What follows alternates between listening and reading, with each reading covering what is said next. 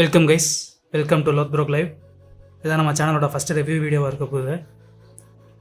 யாரை வச்சு ஆரம்பிக்க போகிறோம்னா சார்ஜ் பெஸ்ட். ஸ்ட்ரீம் பார்த்துருந்தீங்கன்னா தெரிஞ்சிருக்கும். சார்ஜ் பெஸ்ட்டை வந்து நம்ம லைவ் ஸ்ட்ரீமில் வந்து பேக் பண்ணியிருந்தோம். நான் எய்ம் பண்ணது வந்து பிரியாண்ட் ஆப்ஷனுக்கு எய்ம் பண்ணியிருந்தேன். ஆனால் நம்மளுக்கு கிடச்சது George Best. Okay, end of the day இது one of the best card கேமில். விளையாண்டதுக்கப்புறம் தெரியுது எனக்கு உண்மையிலே இது வந்து செம்ம கார்டு. ஏற்கனவே விட்ட கார்டை எந்த கார்டோட கம்பேர் பண்ண முடியும்னா நெய்மார் ஜூனியர். நெய்மாரோட இந்த கார்டை கம்பேர் பண்ணோம். கிட்டத்தட்ட சிமிலரான ஒரு வைப்பு. ஆனால் அவர் வந்து ஆர்டபிள்யூஎஃப், நெய்மார் வந்து எல்டபிள்யூஎஃப். கிட்டத்தட்ட நெய்மார் மாதிரி தான் எனக்கு இருந்துச்சு விளையாடும் போதே. ஸ்டார்டிங் ஃபஸ்ட்டு பால் டச்லேயே எனக்கு ஃபீல் ஆனது நெய்மார். ஓகே, அந்த காலத்து நெய்மார் போலவர் அப்படின்ற மாதிரி தான் எனக்கு தோணுச்சு. இப்போ பார்த்தீங்கன்னா இந்த பேக் ஃபஸ்ட்டு பற்றி நான் சொல்லிக்கிறேன். ஃபஸ்ட்டு ஆரம்பிக்கிறதுக்கு முன்னாடி இந்த பேக் வந்து நீங்கள் ஓப்பன் பண்ணணும்னு நினச்சா தாராளமாக ஓப்பன் பண்ணலாம். இது வரைக்கும் காயின் சேர்த்து வச்சுருக்கேன், ஏதாவது ஒரு பேக்கில் போடணும்னு நினச்சிங்கன்னா இந்த பேக்கில் போடுறதுக்கு ஒர்த்தான ஒரு விஷயம். ஏன்னா இதில் வந்த 3 பிளேயருமே ஸ்மைக்கல், ராப்சன் அண்ட் பெஸ்ட்டு 3 பேருமே ஒரு எப்படி சொல்ல one of the best cards in ஃபுட்பால்னு சொல்லலாம் அவங்களோட ரெஸ்பெக்டிவ் பொசிஷனில். ஸ்மைக்கலுமே வந்து ஸ்டாட்ஸ் பார்த்தீங்கன்னா தெரிஞ்சிருக்கும், எல்லாமே 95+. நான் தனியாக அதுக்கு ஒரு வீடியோஸ் போடுறேன், ப்ரோக்ரஸனுக்கு மட்டும் தனியாக வீடியோ போடுறேன். பார்த்தீங்கன்னா எல்லாமே 95+. ஸோ பார்த்தீங்கன்னா one of the best pack. நீங்கள் ஓப்பன் பண்ணணும்னா தாராளமாக ஓப்பன் பண்ணலாம். ஓகே, இதான் ஃபஸ்ட்டு மேட்ச். நான் எடுத்தோன்னே ஏஐ வச்சு டெஸ்ட் பண்ணேன். பிளேயர் ரிவ்யூக்காக தான் பெஸ்ட்டாக இருக்கணும். ஃபஸ்ட்டு மேட்ச்சை செகண்ட் டச்சு, ஐ மீன் லைக் செகண்ட் டைம் பால் ரிசீவ் பண்ணதே பெஸ்ட்டு கோல் டிஸ்டர்பில். சரியான கோல். விங்கில் டச் லைனில் எடுத்து ஒரு பிளேயரை தள்ளிக்கிட்டே போய் கடைசி வரைக்கும் 2 பிளேயர் நட்பக் அடிச்சார். அதில் கோல் கீப்பர் ஒன்று. ஐ மீன் லைக் கோல் அடிச்சதே வந்து கோல் கீப்பர் நட்பக் பண்ணி தான் கோல் அடிச்சிருந்தாப்புல. நான் எக்ஸ்பெக்ட் பண்ணல ஆக்சுவலி, அது சேவாக இருந்தால் நினச்சேன். ஸோ அவரோட ஃபஸ்ட்டு ஷார்ட் ஹேண்ட் டார்கெட்டே கோல். நல்ல ட்ரிபிள். நான் ஆக்சுவலி ஒரு ஃபிசிக்கல் கான்டாக்ட் வந்து 72 தான் கொடுத்துருக்கேன். ஐ மீன் தொடவே இல்லை, இன்பில்டாகவே ஏற்கனவே டிஃபால்ட்டாக இருந்த ஃபிசிக்கல் கான்டாக்ட் அப்படியே இருக்குது. அது அப்படி இருந்துமே எனக்கு என்ன ஃபீல் ஆச்சுன்னா அது வந்து ஃபிசிக்கலாக ஏதோ ஸ்ட்ராங்காக இருந்த மாதிரி ஃபீல் ஆச்சு. அவ்வளோ ஈஸியாக அவரை கீழே தள்ளி விட முடியல. Same with Neymar. இப்போ அந்த பிக் டைம் நெய்மார் இருந்துச்சுல ரீசெண்டாக, அதுவுமே ஈஸியாக அவ்வளோ கீழே தள்ளி விட முடியாது. அந்த மாதிரி எனக்கு ஃபீல் ஆச்சு. ஏன்னு தெரில. 72 இருந்துமே நல்லாவே ஃபிசிக்கல் கான்டாக்ட் நல்லா ஹோல்ட் பண்ணி நல்லா இது பண்ணார். பெஸ்ட்டோட முக்கியமான ஒரு பவரே வந்து எஜிலிட்டி, ஸ்பீட் அண்ட் ஆக்சலரேஷன் ரெண்டுமே 100. எல்லா பிளேயருக்குமே இந்த மாதிரி இருக்காது. எந்த பிளேயருக்குமே எடுத்து எப்படி சொல்ல, ஒன்று ஆக்சலரேஷன் 100ல் இருக்கும், இல்லை ஸ்பீட் 100ல் இருக்கும். அவருக்கு ரெண்டுமே 100, கிக்கிங் பவர் 90, அவேர்னஸ் 90. ஸோ வந்து எப்போயுமே கரெக்டான பொசிஷனில் நிற்பார், கரெக்டான பொசிஷனில் அவரை ப்ளேஸ் பண்ணிப்பாப்பில். பேலன்ஸும் பார்த்தீங்கன்னா 94. அப்படி இருக்கிறனால ஷூட் பண்ணும் போதோ, பாஸ் போடும் போதோ, ட்ரிபிள் பண்ணும் போதோ கரெக்டான பாடி பொசிஷனை மேனேஜ் பண்ணுவார்.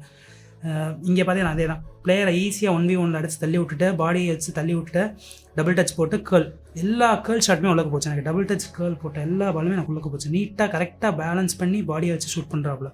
ஸோ அதான் அவரோட பெஸ்ட் ஆஸ்பெக்டாக நான் ஃபீல் பண்ணுறேன். ஷூட்டிங் வந்து டபுள் டச் ப்ளஸ் கேர்லர் வந்து கரெக்டாக சூப்பராக கனெக்ட் ஆச்சு.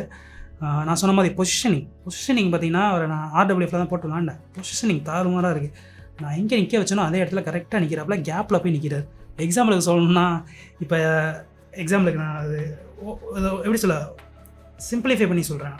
எக்ஸாம்பிளுக்கு ரஃபீனியா கேப்பில் நிற்கிற மாதிரி தான் அவர் வந்து எல்லா பாலுக்குமே நிற்கிறார். அவர் எப்படி சொல்ல, அந்த ஒரு சிஎஃப் வந்து பாலுக்கு தேடி ஓடி போகிற மாதிரி ஆர்டபிள்யூஎஃப்ல அவர் நிற்கிற மாதிரி எனக்கு ஃபீல் ஆச்சு. நான் இனிஷியல் 3 மேட்சஸ் சொல்கிறேன், அது ஏஐயோட தான் இருந்தாலுமே எனக்கு அது ரொம்ப அதிகமாக ஃபீல் ஆச்சு. ஏன்னா நீங்கள் அந்த ரீப்ளேஸில் பார்த்தீங்கன்னா அவ்வளோ கேப்பில் ஓடிட்டு இருந்திருப்பாப்புல, அவ்வளோ லாங் பால்ஸ் அவரை போய் எடுத்துக்கிட்டு இருந்திருப்பாரு. பாசிங்கு, ப்ளே மேக்கிங் எல்லாமே நல்லா தான் இருந்துச்சு. அது நான் எதிர்பார்க்கல. ஏன்னா 77 பாசிங் லைக் அதில் தான் ரேஞ்சில் தான் இருந்துச்சு. 77 to 80 தான் இருந்துச்சு பாசிங்கு. நான் அந்தளவுக்கு எதுவும் பார்க்கல. அந்தளவுக்கு நல்லா பண்ணியிருந்தார். அந்த பாசிங் இதுவுமே நல்லா இருந்துச்சு. ஸ்கில்ஸுமே, ரேஞ்சிங், ப்ளேமேக் ஸ்கில்ஸுமே, ரேஞ்சுமே நல்லா இருந்துச்சு. ஃபஸ்ட்டு மேட்ச் பார்த்தீங்கன்னா அவர் 2 கோல் அடிச்சிருந்து ஒரு ப்ளேமேக் பண்ணி ஒரு அசிஸ்ட் சப்மிட் பண்ணியிருப்பான்னு நினைக்கிறேன். 8.5 ரேட்டிங்கு. நான் ரொம்ப இம்ப்ரெஸ்டு. ஃபஸ்ட் மேட்ச்சே நல்லா இம்ப்ரெசிவாக தான் பெர்ஃபார்ம் பண்ணியிருந்தார். அடுத்து முடிச்சுட்டு அப்படியே சரி ஓகே 2வது மேட்சாக போடுவோம் அப்படின்னு அப்படியே உடனே போட்டேன், டைம் வேஸ்ட் பண்ணாமல். சொன்ன மாதிரி பொசிஷனிங் நல்லா இருக்குது, அவேர்னஸ் நல்லா இருக்குது, ரொம்ப ஈஸியாக இருக்குது ஹேண்டில் பண்ண. நான் ஒரு 1 டச் போட்டுட்டு, ஐ மீன் லைக் யூஎனுக்கு 1-2 போடுறதுக்குலாம் ரொம்ப யூஸ்ஃபுல்லாக இருந்தாப்புல. ட்ரிபிளிங் அவரோட மெயின் ஸ்ட்ரென்த்தே ட்ரிபிள் தான். நான் பிடிக்கவே முடியாது. ஒன்ஸ் அந்த பிளேயரை தாண்டிட்டாருன்னா அது கோல் தான் கன்ஃபார்ம். அடுத்த செகண்ட் அந்த மாதிரி கேப்பில் சொல்கிறேன் நான். இப்போ இந்த ஒரு கிளிப்லேயும் பார்த்துருந்தீங்கன்னா தெரிஞ்சிருக்கும் ஃபிசிக்கல் கான்டாக்ட். அவ்வளோ ஈஸியாக கீழே விழ மாட்டான். நீங்கள் என்ன தான் அவனை பிடிச்சி டேக்கிள் போட்டு தான் கீழே தள்ளணும். ரொம்ப ஈஸியாக கீழே விழவே மாட்டான். ரொம்ப நல்ல பாடி கான்டாக்ட், நல்ல ஃபிசிக்கல் கான்டாக்ட் வச்சு, ஐ மீன் லைக் பாடி ஷீல்டு பண்ணி சூப்பராக விளாட்ற மாதிரி எனக்கு ஃபீல் ஆச்சு. எல்லாமே நல்லா இருந்துச்சு. ட்ரிபிளிங் தான் முக்கியமானது. அவரோட எஜிலிட்டி, ட்ரிபிளிங் எல்லாமே பேலன்ஸ்டாக ஃபீல் ஆகிறதுனால நீங்கள் டிஃபெண்டர்ஸை வச்சு டாய் பண்ணலாம். லைக் டோட்டலாக டாய் பண்ணலாம். நீங்கள் அவங்களுக்கு ட்ரிபிளிங் ரொம்ப பிடிச்சிருக்கு அப்படின்னா இந்த கார்டை வந்து பொறுத்து. ஒர்த்து எல்டபிள்யூஎஃப்ல நெய்மாரை போட்டு ஆர்டபிள்யூஎஃப்ல பெஸ்ட்டை போட்டு விளாண்டிங்கன்னா வைங்களேன் ஒர்த்தாக இருக்கும். ஆனால் இப்போ எல்டபிள்யூஎஃப் ஆடி விங் பிளே வந்து உங்களுக்கு மெட்டாக்கு சப்போர்ட் பண்ணல, மேபி ஃபியூச்சரில் சப்போர்ட் பண்ணுச்சுன்னா கண்டிப்பாக ஒர்த்தாக இருக்கும். என்ன ஒரு வீக்னஸ்ன்னு பார்த்தா என்னென்னா ஏஎம்எஃப் ஒரு நாள் ஆட முடியாது.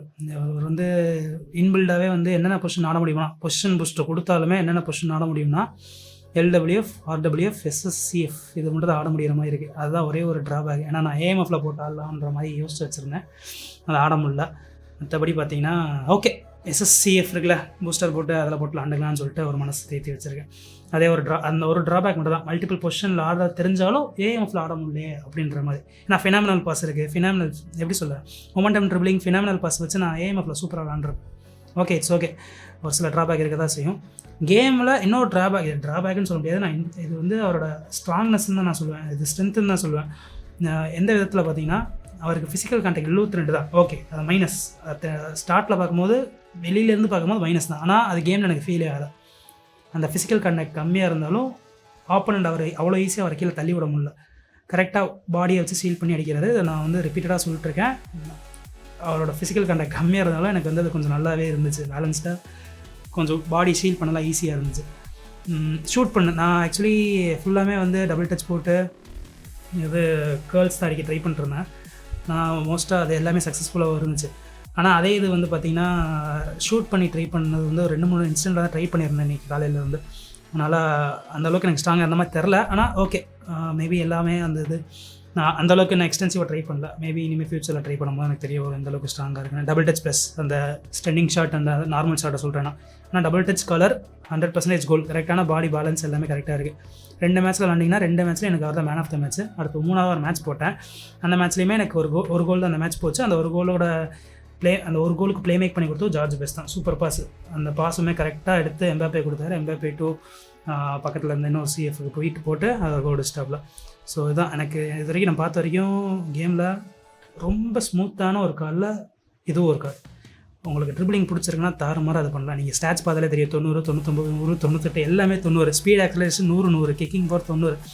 நீங்கள் கரெக்டான ஸ்கில்ஸ் கொடுத்து கரெக்டான பொசிஷனில் ஹோல்ட் பண்ணி ஆனீங்கன்னா he will be your main man. அவ்வளோதான். இதுதான் ஜார்ஜ் பெஸ்ட்.